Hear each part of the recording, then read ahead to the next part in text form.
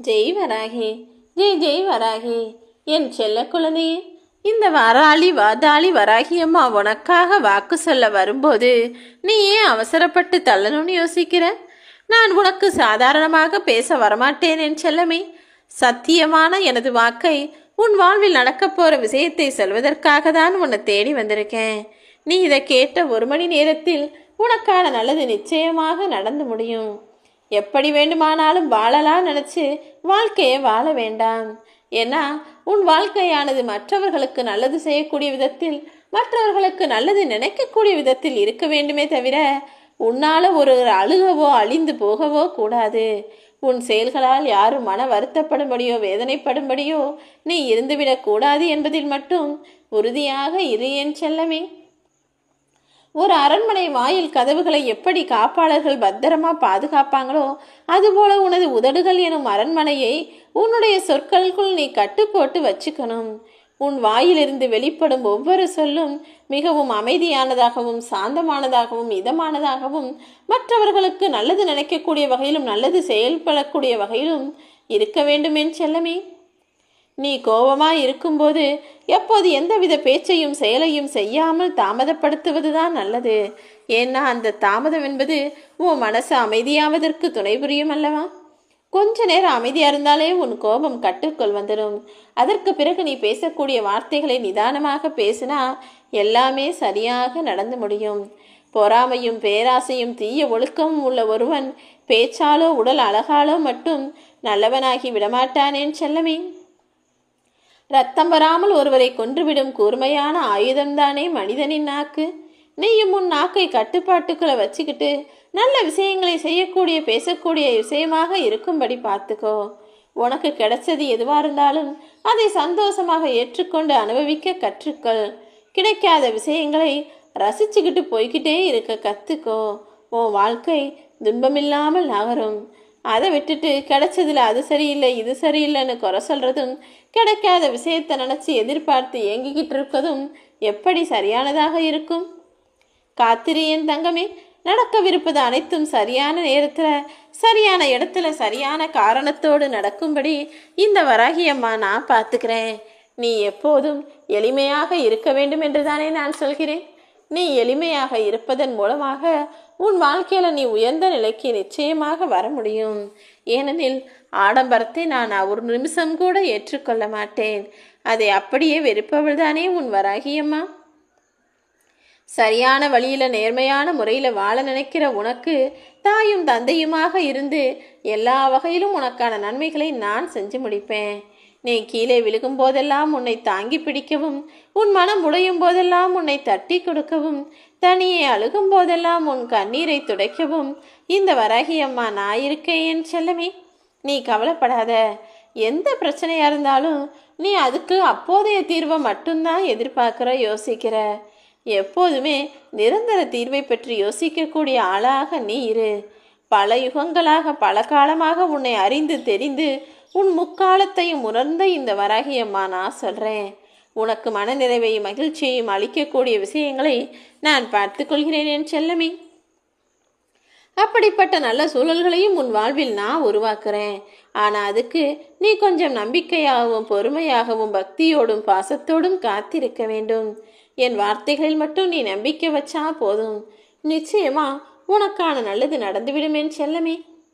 முதல்ல உனக்குன்னு யாரும் இல்லைங்கிற எண்ணத்தை உனக்குள்ள உருவாக்கி கொள்ளாத. உனக்கு நானும் எனக்குன்னு நீயும் இருக்கும் போதும் நீ எப்படி அப்படி நினைக்கலாம்? சதா சர்வகாலமும் இந்த வராகியம்மா நான் உன் கூட தான் இருக்கேன். உனக்கு எந்த கவலையும் இல்லைன்னு சொல்லிப்பாரு. உன் பயமெல்லாம் போய் உன் மனதிற்குள் தைரியம் உண்டாகும் என் செல்லமே. தேவையில்லாம யாரோ ஏதோ சொன்னாங்க, யாரோ உன்னை அவமானப்படுத்தினாங்கன்னா நீயே அதை மனசுக்குள்ள தூக்கி சுமக்கிற. வெளியே அடுத்தவங்க 1000 சொல்லட்டும், நீ எதையும் கருத்தில் கொண்டு கொள்ள வேண்டாம். அடுத்து உன்னை வெறுக்க ஆரம்பித்து விடுவார்கள் அல்லவா? உன்னை வேண்டாம்னு ஒதுக்குறாங்கன்னா அந்த இடத்தை விட்டே வெளியே வந்துவிடு என் செல்லமே. அப்படி இல்லைன்னா நீ நல்லவங்கன்னு நினச்சவங்க முதல்ல உன்னை அவமரியாதை செய்வாங்க. அடுத்து உன்னை வெறுத்து ஒதுக்க ஆரம்பிச்சிருவாங்க.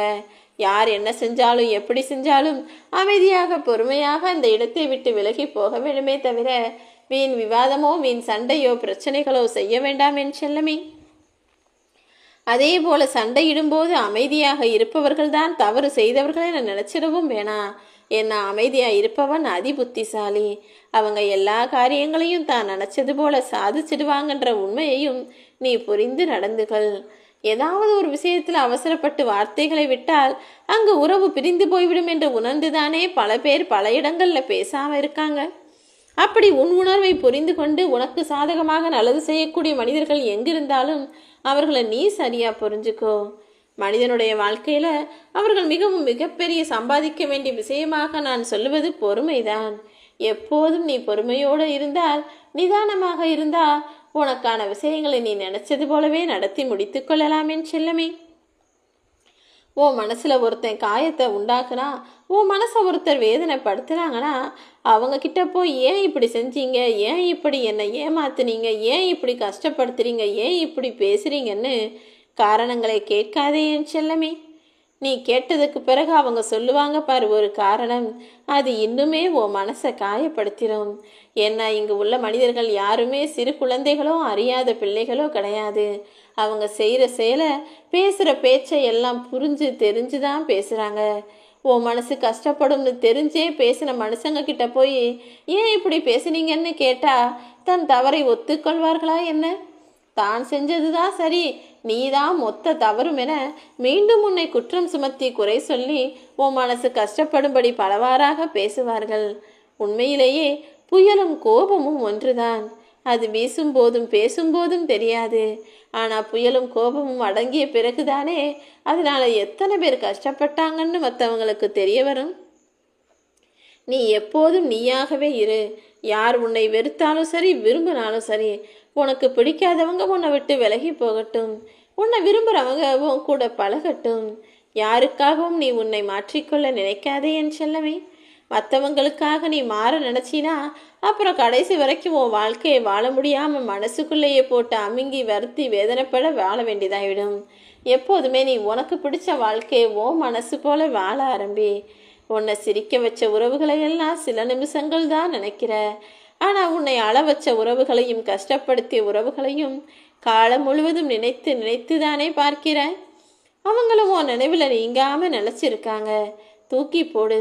தேவையில்லாத குப்பைகளாக அப்படிப்பட்ட மனிதர்களையும் அவர்கள் பேசிய பேச்சுக்களையும் அவர்கள் செய்த செயல்களையும் தவறுகளையும் குப்பையில் தூக்கி போடு என் செல்லமே. மனசு விட்டு உன் மனசில் இருக்கிற விஷயங்களை எல்லாம் என்கிட்ட சொல்லு. உன் மனசில் இருக்க பாரம் எல்லாத்தையும் குறைச்சி உனக்கான சந்தோஷமான வெற்றி வாழ்க்கையை நான் கொடுக்குறேன். ஏதோ ஒரு விஷயத்தில் தோல்வி அடைஞ்சிட்டுனா நீ தோற்று போய்விட்டாய் என்ற அர்த்தம் கிடையாது. எல்லா சூழல்களிலும் நீ முயற்சிக்கு மட்டும் தயாராக இருந்தால் போதும். முயற்சிக்கு நீ அடிமையாக இருந்தீனா வெற்றி உனக்கு அடிமையாக மாறிப்போகும் என் செல்லமே. அதே போல நீ பணிவுக்கு அடிமையாக இருந்தினா புகழ் தானாகவே உனக்கு அடிமையாக வந்து சேரும். மற்றவங்க உன்னை கவனிக்கணும்னு நினச்சா அதுக்கு என்ன வேணாலும் செய்யலாம், குப்பையில் கூட படுத்து புரளலாம். ஆனால் மற்றவர்கள் உனக்கு மதிப்பும் மரியாதையும் தர வேண்டும் என நீ நினைத்தால் இடம் பார்த்துதானே அமர வேண்டும். அப்படிதான் உனக்கான வாழ்வில் சரியான உச்சத்தை தொட வேண்டும். உன்னுடைய வாழ்வை நீ மிக சிறப்பாய் வாழ வேண்டும் என உனக்கான விஷயங்களை நான் பார்த்து பார்த்து செஞ்சுக்கிட்டு இருக்கேன். உன்னை மற்றவங்க கவனிக்கணுமா அல்லது மதிக்கணுமான்றத நீதான் முடிவு செய்ய வேண்டும் என் செல்லமே. உன்னை புரிஞ்சிக்காத மனிதர்கள்ட்ட போய் நீ அன்பு காட்டினா உண்மையும் ஊமையாகிவிடும். உன்னை புரிந்து கொண்ட மனிதர்களிடம் மட்டும் பேசு. பணம் இருக்கக்கூடிய மனிதர்களே அவங்களுக்கு தெரியாது. அதே போல்தான் நீயும். பணம் இருந்தால் உன்னை உனக்கு தெரியாது, பணம் இல்லைன்னா உன்னை மற்றவங்களுக்கு தெரியாது.